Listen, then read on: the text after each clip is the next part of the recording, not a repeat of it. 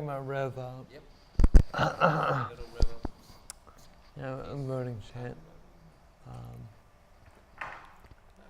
Yeah, I think. Okay. All right. I'm ready to get started. I'm Sergio, by the way. I'm the director. I met Liam, but I didn't meet you guys yet. Hope you have a great show. Mm-hmm.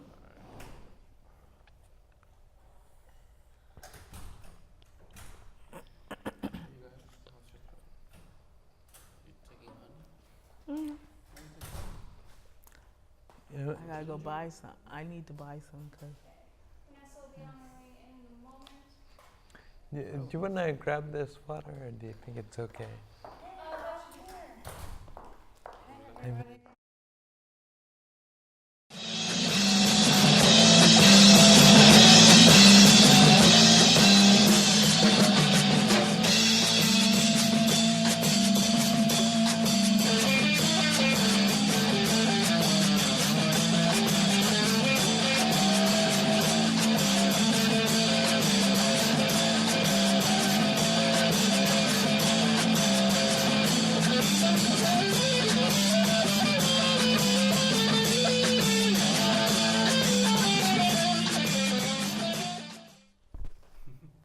Hi, welcome to the People Power Lunch Hour show on Philly Cam TV and WPPM 106.5 FM. I'm your host, Vanessa Maria Graber, and on today's show, we are going to talk with organizers in the disabilities community, specifically with folks from Liberty Resources and Adapt, and they're going to be talking about the work that they do here in Philadelphia, also the organizing they've been doing down in DC at the federal level, and we're going to highlight a really great campaign, the Rev Up campaign, that's encouraging people to get out the vote. We're going to take a short break, and when we come back, we'll have all that and more on this edition of the People Power Lunch Hour show.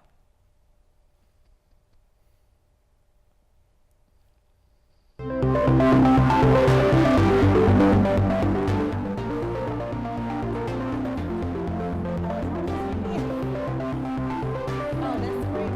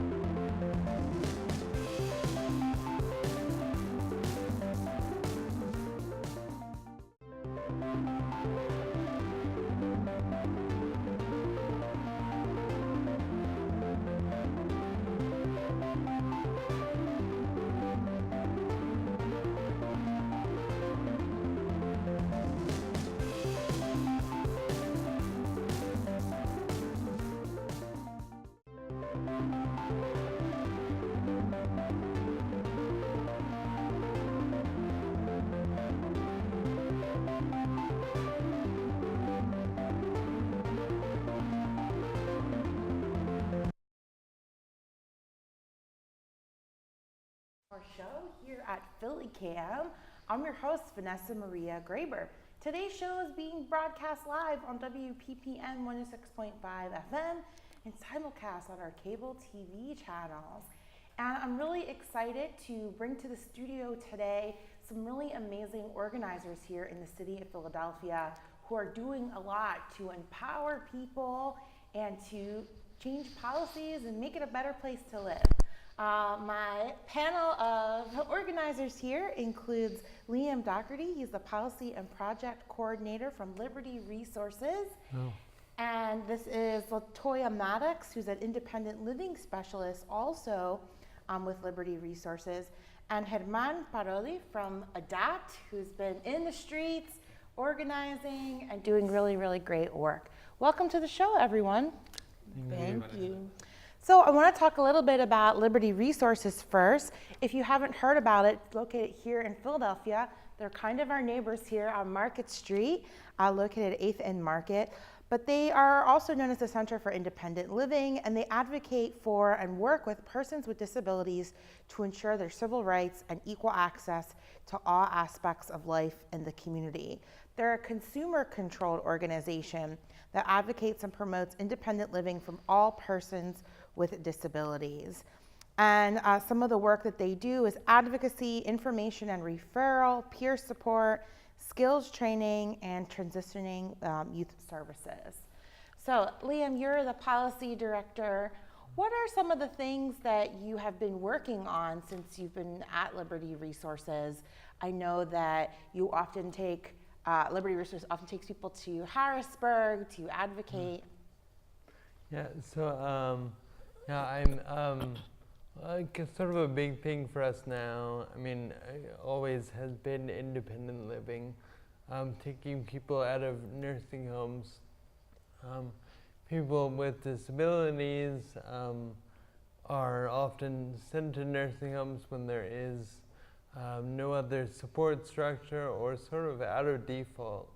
And they live in these nursing homes and sort of are like financially and socially isolated kind of from the rest of the world. So a big part of what we do is try to transition people out of nursing homes and living back in the community and trying to get independent living supports, whether that be sort of attendant care or skills training, some of the things you talked about. But yeah, so on a policy level, there's kind of a bunch of moving pieces to that that we can go into. Cool. Well, hold that thought. Let's talk with LaToya for a moment, who's an independent living specialist. I want to kind of build on something that Liam mentioned, which is why it's so important for people to be able to advocate for themselves and have independent living situations. Well, it's important for people to advocate for themselves because nobody knows us better than ourselves. So you have to learn different avenues to where you can go get information from and who to go to when you just believe you can't advocate for yourself. That's when you come to myself or somebody else on my team and you talk to us about different things you need. Like now, Community Health Choices is coming in January, and that's under the managed care company. So there's 3 companies coming. It's PA Health and Wellness, UPMC, and Keystone First, Community Health Choices, and UPMC has Community Health Choices as well. So I just got a phone call today about somebody who got their packet in the mail, and I was like, oh, you should call your sports coordinator. And she was like, they don't know anything, I'm calling you. And I was like, oh, wait, calm down. So I walked her through some of the steps of what she needs to do. But this is something that's just going to build, and advocacy is going to be one of the main things that Liberty Resources probably is going to end up focusing a lot on. They're probably going to end up needing possibly more staff to help out with that, and stuff of that sort. Something that you forgot, Vanessa, we also do nursing home transition. We have a team that gives out different ILS specialists, a consumer or 2 consumers. Every so often we go out to the nurse home to do paperwork with them, and these are people who probably all lived in the community, had their own homes, but suddenly became ill and needed to go into the hospital or whatever, and the hospital just sent them to the nursing home for, they call it rehab, but you end up getting put in there, and after 30 days, your insurance gets cut off and you get put on medical assistance. So we do that. We go out to help with the paperwork, and the NHT team helps people find housing within like a year or so. That's really great. I want to go to Herman and talk a little bit about ADAPT, which is a national grassroots community that organizes disability rights activists to engage in nonviolent direct action, including civil disobedience, to assure the civil and human rights of people with disabilities to live in freedom. I've seen you many times in the actual streets being part of protests, blocking traffic. Tell us a little bit more about ADAPT and the work that you all do. Well, first, thank you very much, Vanessa, for having us, and Philly Camp for making disability issues, rights, and advocacy in something that you're letting the public know. So thank you, Vanessa, and thank you, the Philly Camp team. ADAPT has been around actually now, and we're celebrating our 40th year this year. We'll be celebrating it in Denver, but let me tell you about Philly. Right now, today, this morning, our mayor, Kenny, actually said that he was going to veto a bill that we've been very strongly fighting against, that would give housing assistance to people earning $100,000 to $600,000 a year. That is not Philly. That is not me. He's going to veto that bill.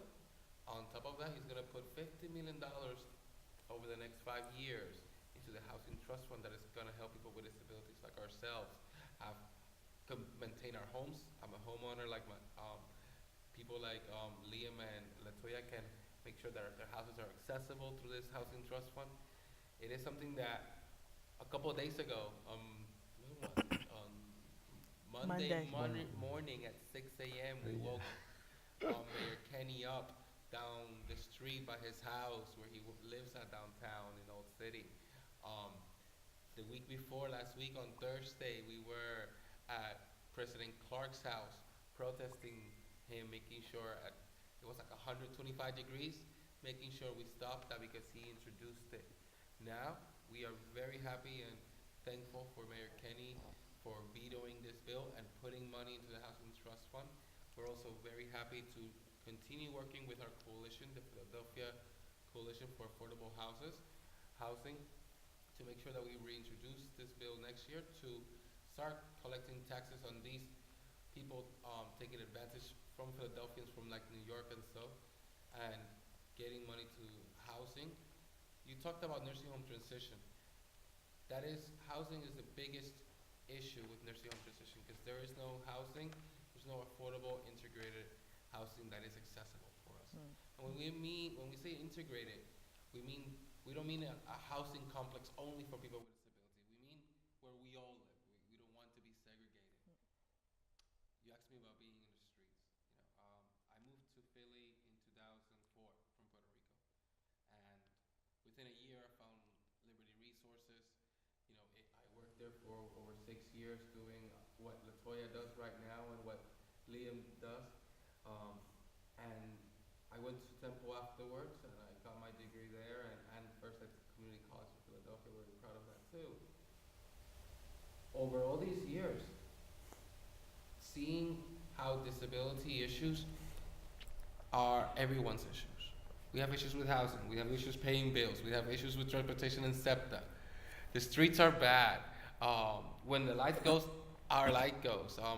LaToya can tell you later how difficult it is for her to get to the hospital. Her child needs to go to the ER at 3 in the morning. That's happened. We go to churches. We are Philadelphians. We've marched with Power on MLK Day. We make sure that we are involved with the Leeway Foundation because some of our members, proud gay people of Philadelphia that have been here and helped neighborhood be what it is now back in the 80s. Every corner of Philadelphia has a curb cut. In the 70s that wasn't so, and neither in the 80s. We have people in the late 80s and early 90s from Philly ADAPT that sadly died by car crashes protesting, and now it led to a curb cut everywhere, and everyone uses it. We are proud Philadelphians, and we need to maintain our city, Philly. Well, thanks for sharing all of those great things. There's a saying, in activist communities, direct action gets the goods. So happy to see some positive things happening today at the city level with housing. But, there's still a lot of other issues. I think the thing that you were alluding to is that, all of these issues are intersectional, right? it's not just a disability issue. It's like they're all human rights, social justice issues. I want to talk with you, LaToya, about being a mom and also advocating as a parent as well. And Herman had sort of highlighted transportation issues.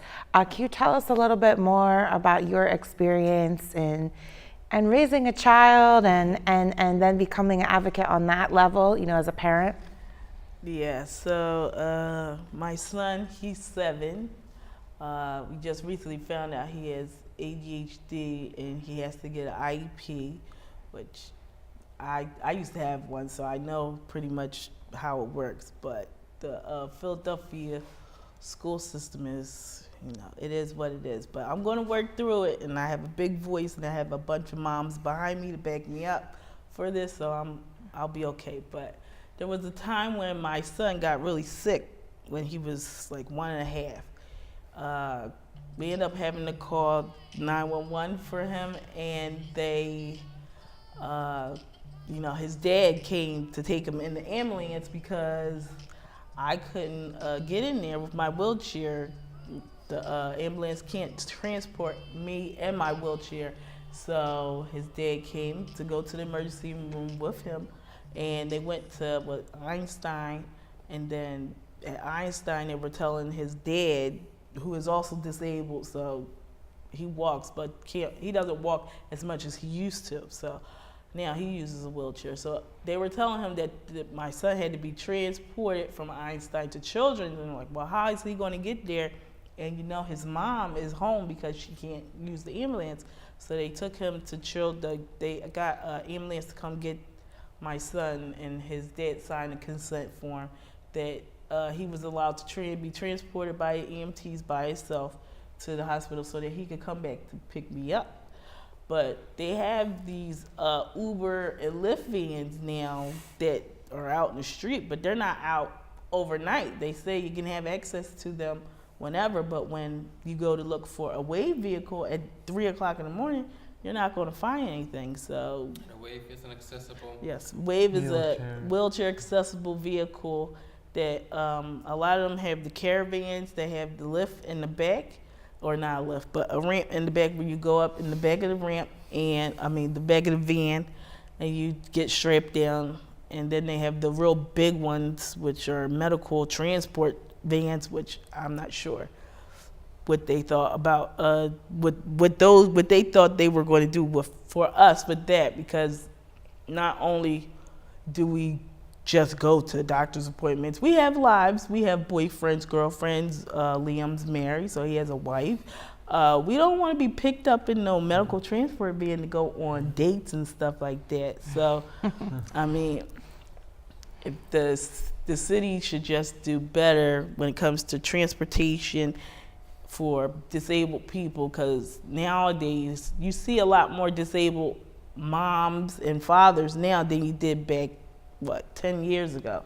So we're out here, we just, a lot of people learn how to navigate on their own. They drive, they do whatever, but for us who live in poverty, we can't buy a car and buy parts on the car that can make it accessible. So what are we supposed to do? So we fought to have Uber and Lyft accessible in the city, and it seems it's now in limbo, which we're eventually going to go after PPA with that. And you're also part of ADAPT as well. Yes, I am. So there's a lot of overlap between your two organizations. Yes.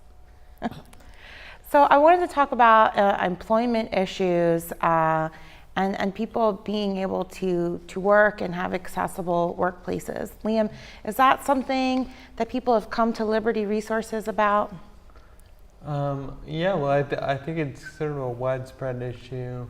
Like the two of them were saying, that there are so many barriers, kind of, for any person with a disability, and not only kind of directly employment, but just getting to the job and having things on your resume that are important, and going to the right schools, and I mean it all kind of builds on itself. So I think, employment is a real issue, especially because, the majority of our consumers, the people that Liberty works with, are making less than 20,000, some less than 10,000 a year. And so in kind of this, our capitalistic society, like, in some ways, like, money equates to like the weight that you have in society. And so yeah, people without a job, people facing employment barriers are, sort of at a natural disadvantage. And yeah, I think that's where kind of direct action comes in. Like, sort of like, Yeah. and kind of subverts capitalism, because it's not like, in capitalism, like, you're as powerful as your dollar, but like in direct action, like, you're in front of somebody's car and they can't move, and that's the power right there. So yeah. Yeah, there were many ADAPT people involved with the Occupy ICE and anti-ICE protests, and who were able to effectively not just block traffic, but sort of lead people and tell them what to do, and very courageously and fearlessly just say, no, we need to do this now. Can you all talk about your experience doing that, and what compels you to put your bodies on the line? With specifically when the ICE protests began here, we all understand how evil that is, that affects us all, and many of our members are mothers. One of our members, Cassie James, who was one of our founders of Philly Adapt, a mother of an 18-year-old now going to the Berks Community College, was out there for the whole 2 months at City Hall and throughout. Just inspiring to me as an activist, empowering truly. But seeing, we are in ADAPT very focused on nonviolent civil disobedience, and that takes a dedication. That is something that you have to have discipline for. When sometimes people and police behave in a hostile manner, we activists have to, as we learned from Martin Luther King and Gandhi, many others in our movement, people like Wade Bland, who founded, one of the founders of ADAPT in the 80s, late 70s. We need to take that in, because we are doing something for the better good. We have been also very involved with Tuesday with Tumi, and last year I myself got arrested 8 times. Altogether, our group passed 100 arrests, just Philly Adapt to fighting what would have been Trump Care, which would have taken away many of our services as they come through Medicaid. Early on, Liam alluded to consumer option attendant care services, where someone can help me in the morning, get out of my bed, help me get dressed, help me cook, help me do cleaning, and that sort of living issues that I need some assistance with to be able to come out here and, as you've seen me protest and help, sometimes lead the movement. Otherwise, I might be in a nursing home or dead. I know that would be true. ADAPT's main focus is the deinstitutionalization of people with disabilities. Nursing homes are death camps. Nursing homes they use us as cash cows. Philadelphia actually owns a nursing home, and there are over 40 nursing homes in Philadelphia. There's a nursing home called the Philadelphia Nursing Home right across the street from the Girard College on 20th and Girard. It holds over 400 beds, and they use it as a sheltering place for people with disabilities. a friend of ours, Tony Brooks. You might have seen him out in the streets. A friend of ours from Ghana, also in a wheelchair. He was in PNH. Liberty Resources helped him transition out. He's a great activist now. You've seen him in the streets. You know him.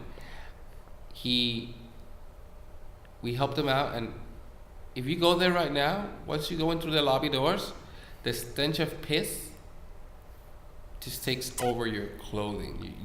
People know you were in there when you leave. We need that closed. There's many other nursing homes, and what we need to focus on is community services. Another of the issues that we focus on nationally, most recently, has been a campaign of ours called Stop the Shock. You can find it it's a hashtag, Stop the Shock, in a place in Canton, Massachusetts called the Judge Rottenberg Center, or JRC. It's the only place in the country that uses shock aversions. So they have a backpack on people with disabilities. 90% of them are people of color. Many of them people with autism. Starting at the age of 5, they put a backpack on them and randomly put electrodes around their body, and they'll try to condition this person.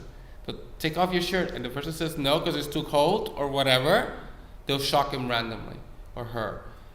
And there are videos out there that show people being shocked viciously, continuously, and leaving burn marks on their skin. And earlier this year, we did this could stop right now. It's one of the things I'll tell you how to stop. Call Google.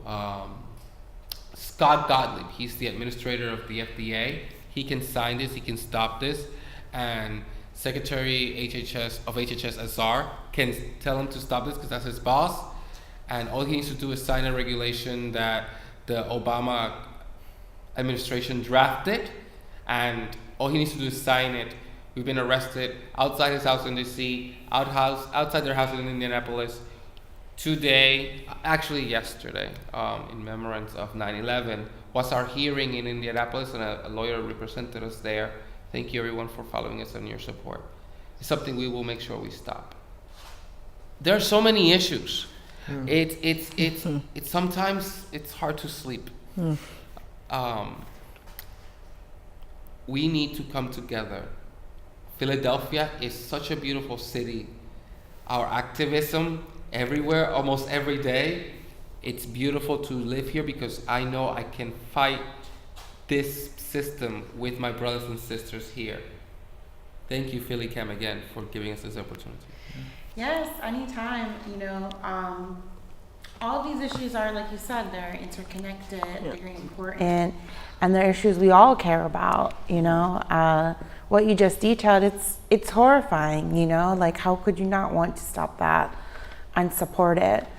Part of the reason why I want to have this discussion about the issues is because a lot of these policies and human rights abuses can be stopped, right, by our legislators. That's usually the first kind of civic engagement. Is if there's something you don't like and you want to change it, you go to your city council person or your state rep or your U.S. senator or the mayor's house.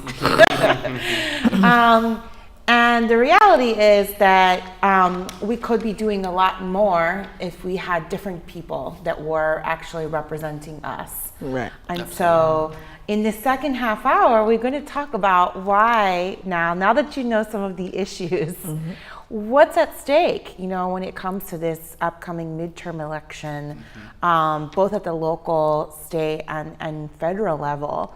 And we're going to talk more importantly about how people can get involved in this organizing because, the elections are just twice a year, but the rest of the year there is a lot of work to do. Yes. and why civic engagement, why participation in this democracy is important. And so we're going to take a short break, but when we come back, we'll have more with Liam Dougherty, LaToya Maddox from Liberty Resources, and Germán Parodi from ADAPT I'm Vanessa Maria Graber. You've been watching and listening the People Power Lunch Hour on Philly Cam and also on WPPM 106.5 FM. We'll be right back.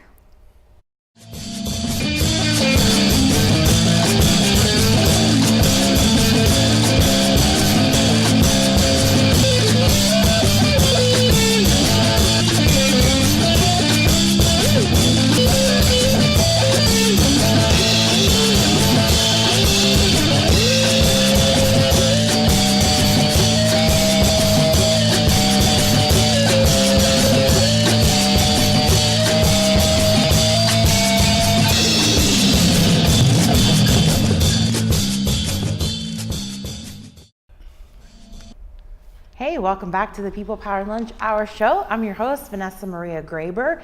We are live here at Philly Cam on our TV channels on Comcast and Verizon, and also on our community radio station, WPPM 106.5 FM.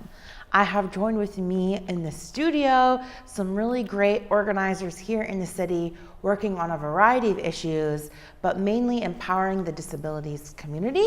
I have with me Dougherty and LaToya Maddox, who are with Liberty Resources, and Parodi, who is with ADAPT. They're all organizing on this really great campaign to get more people registered to vote and out into the voting booths for the midterm elections, which are happening this November. So the Rev Up campaign aims to increase the political participation of the disability community while also engaging candidates and the media on disability issues. Rev Up stands for register, educate, vote, and use your power. And so this campaign is being facilitated by a national organization called the American Association for People with Disabilities, and they work with state and national coalitions on effective, nonpartisan campaigns to eliminate barriers to voting, promote accessibility of voting technology and polling places, educating voters about the issues and candidates, promoting turnouts of voters with disabilities across the country, and engaging candidates and the media on disability issues. And then lastly, protecting eligible voters' rights to participate in the elections. So thanks for working on this important issue. As you are aware, a lot of the advocacy that we do currently targets our legislators, right? We spend a lot of time advocating and giving them information and getting them to change their mind and vote a certain way. So tell us how important it is to know who your legislators are and to be able to participate in these elections. Yeah, so I think that, I'm kind of realizing now, so lobbyism is kind of an interesting thing, and that's like, it's about relationships. I think that's a lot of like how our government works is sort of, people that can like go and speak to their legislators and go into the offices and get to know people and send emails and everything, and I think that's a lot of like how things get done. I think legislators like to hear from the people that they are representing, and sometimes that comes in the form of these big corporations having lobbyists, and sometimes it comes in the form of us, being in the streets and being in front of them and then making calls and mobilizing our audiences, the people that we are in a community with. And I think that is like the real like democratic sort of way that which it should be run, is the faces of the people should be staring down our representatives and making them do the right thing for us. Yeah, holding them accountable, right? LaToya, you're nodding in agreement. What's your message to the people in your community? What are you telling people to get them to get out and vote or to get registered and learn more about the issues? I tell them, don't be intimidated by where your polling place is, because a lot of the places they're not. They claim they're not accessible, or that you can noticeably see their steps, and they give people a hard way to go. So they stop voting. But I let people know, you have to go there and actually tell these people, you guys know that I was coming out to vote, because you have to call it. You should call ahead of time. And if you don't, a lot of the polling places already have a ramp that is a portable ramp that they could put out so that people can get into the polling place. So I let people know that you have to make sure that you ask these questions when you go out to these places to vote. I also tell them, just because you have your attendant, because a lot of us have attendant care services, and we take our attendants with us, because these voting booths were built, I don't know, forever ago. So they don't come down far enough for us to push the buttons by ourselves. So we need assistance. And sometimes there's a little backlash from the people who run the polling place. So I let them know that when you get there, you let them know you need the assistance, and if you don't want the polling worker to help you, your attendant is allowed to help you. So I let people know that, again, advocating for yourself is one big key of getting your vote in, and having your like being able to take part in voting. Let's see what else. Well, while you're thinking on that, Yes. what else would you like people to know about voting in this specific campaign, Hedman? Well, Philadelphia, we have a good chance to put a good amount of elected officials in city council that will have to hear our voice. We had a big win recently with Helen Gim, but we have an opportunity now in November to take over our city council.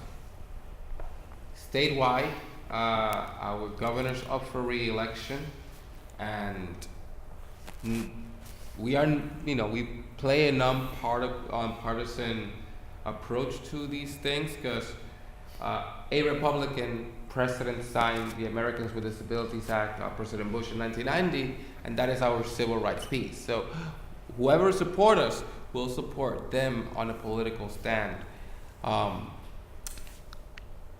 We would prefer this governor versus the opposition. But part of Rev Up is educate yourselves.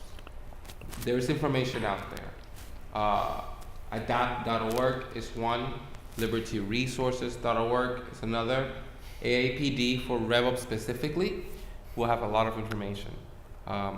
Rev Up was started by one of the leads of Adapt back in the 90s, Bob Kafka, Mark Johnson. These people that we still look up to empower and come up with. These are old folks in their 60s and still coming up with new ideas. I love it. I want to be like that when I'm 60. Nationwide, it is we need to take back our Congress. That's the end of it. In 2012, we lost it to the Tea Party, and we need to take it back. That is the only way to keep the administration in control, at least to an arm's reach. Senator Casey, for example, we have worked a lot with him over the years. He supported a lot of bills that help people with disabilities be in the community. Right now, there's a legislation called the Disability Integration Act, federal legislation, that will give all people with disabilities and all their citizens the right to long-term services and supports in the community. The ADA, the Americans with Disabilities Act, it gives us the right to employment, education, to be out on the streets and for it to be accessible. But I don't have the right for community services. I have the right to services in a nursing home, but then I can't get out.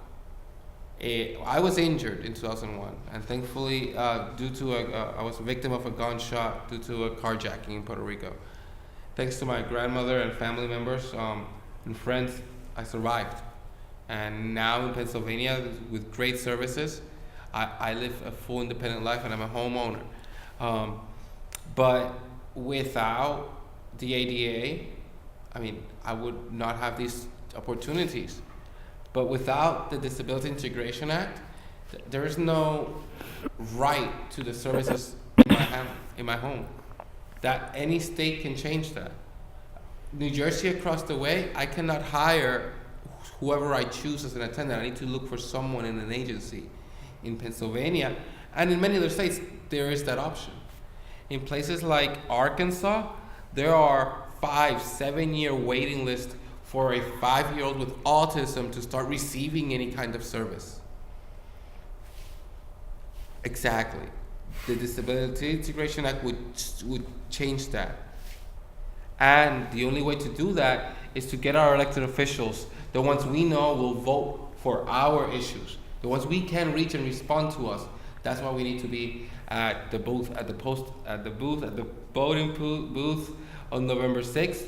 And in Philadelphia, there was a lawsuit that attorney Steve Gold, a legend, he's someone that was one of the lawyers in the Olmsted case in 1999 that gives people with disabilities the right, a judicial right to the most integrated setting. That's what a legend from Philadelphia, Steve Gold. He also did a case a number of years back that every voting booth needs to be accessible. Now we know there's about 2,000 of them in Philadelphia alone that are not.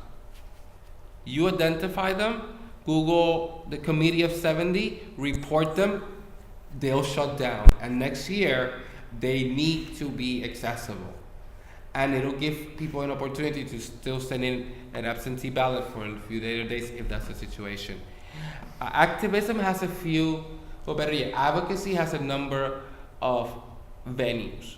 We call it the pitchfork approach.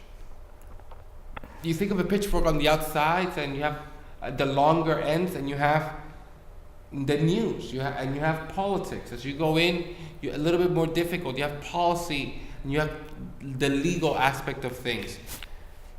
To make City Hall, the L, accessible, it was a lawsuit that Disabled in Action, an organization of ours, did back in 2001, and it didn't come through until when Dilworth Plaza was made a few years ago. That center approach, that sharpest and shortest, this is the last one you use, is activism. It's being in the streets. And that's what we have to do when it comes to it. Thanks for that. Liam, you submitted some good questions that people should be asking when they look at the candidates. And I do want to reiterate that website, Committee of 70. They were also on the People Power Lunch Hour show, talking about all the great resources that they offer.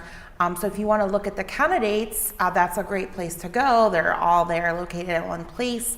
And if there's any ballot questions, and that's for Philadelphia. To our listeners in Camden County, because our station also reaches over there on WPPM, you can look at the Camden County Board of Elections website, and information is posted there. So some of these questions are, does the candidate support the Disability Integration Act, which is what Herman was detailing? And if I could just speak to that. While remaining nonpartisan, Senator Casey has voted for the disability, or will be He's a co-sponsor. Co-sponsor, while Representative Barletta has not supported the Disability Integration Act. Yeah, looking at people's voting record and what kind of bills that they're sponsoring is also really good measure of who they're really supporting and representing. Some of the other questions are, does the candidate support the Americans with Disabilities Act? Does the candidate want to cap or block grant Medicaid? And just explain that very quickly. Medicaid services, there is the health aspect of things like insurance, health insurance, long-term services in the home. That's part of Medicaid too. And right now, states just grow their pool. People are becoming disabled and being born with disabilities and becoming older. A block grant or a cap Medicaid would tell states you can only serve so many a year, no more. and then there's all this talk in certain audiences. I think it's gaining steam that I think sort of Medicare for all, sort of socialized medicine model that what LaToya was talking about before with managed care. It's kind of the opposite approach to Medicaid now. That I mean, this might be an oversimplification, but some states, Pennsylvania included, are bringing in for-profit organizations to manage Medicaid expenditures, and so that sort of equates to a less socialized, sort of almost the opposite sort of vein, and from kind of early actions in the Trump administration, we know that Medicaid funding is a really big issue, and it was kind of politicized with, And just for the listeners, if I may, Liam, Medicaid is not only for people with disabilities. Sure. Over 50% of births are covered through Medicaid. Yeah. Yeah, no, it's definitely an issue that everybody should care about as we see more and more GoFundMes for medical expenses. That's like one of the top two reasons that people have GoFundMes. And then I don't know if folks remember, but when we had Governor Corbett, he refused to expand Medicare and Medicaid. And so that affected a lot of people really negatively. And made him a one term. Yeah, well, that's why people voted him out, Does the candidate support eliminating the sub-minimum wage that fosters sheltered employment? Let me tell you, Goodwill pays some of its workers, people with disabilities, $1 an hour, maybe $2, if they're lucky. Because it's a federal piece, an article under the Department of Labor that allows this. We are working on bills we need to introduce them in the next Congress year to stop this and make sure that minimum wage is the bare minimum that they cannot pay. Penny factories, we're done with that, and we need to change that. Yeah. I think going back to what Armand was saying earlier about the shock treatment and everything, that there's this mentality that people with disabilities are not included in some of the really basic human civil rights arguments that I mean it's absurd that we're not part of that conversation, and minimum wage means minimum. So Yeah, no sweatshops, right? No. Right. So we only have a few minutes late, so I want to quickly just mention some other information, which is October 9th, that's the deadline to register to vote. So please do that if you haven't already. The elections are November 6th. Yep. So the voting times are 7 a.m. to 8 p.m. So if you work, it's a good time now to call ahead, make arrangements so that you can vote. And voters with disabilities who have a problem at their polling place can call Disability Right Pennsylvania's Election Day hotline, and that number is 717-839-5227. You can also email them at electionday@disabilityrightspa.org. And you can find more information about all of this on both of their websites, the ADAPT website and Liberty Resources. Quickly, we just have a minute left, but I wanted to point your attention to what's happening in the South, in North Carolina and South Carolina with Hurricane Florence and the evacuation of residents living there. We must advocate, take care of, and check on everybody, but especially the elderly and people with disabilities. It is really important that as a community, we all work together to look out for one another. And there are a lot of people organizing already for the volunteer and relief effort. If that interests you, I'm telling you, look online. There's people already out there. If I may plug in, look up the Partnership for Inclusive Disaster Strategies. It's the one organization focused on disability disaster relief in the nation.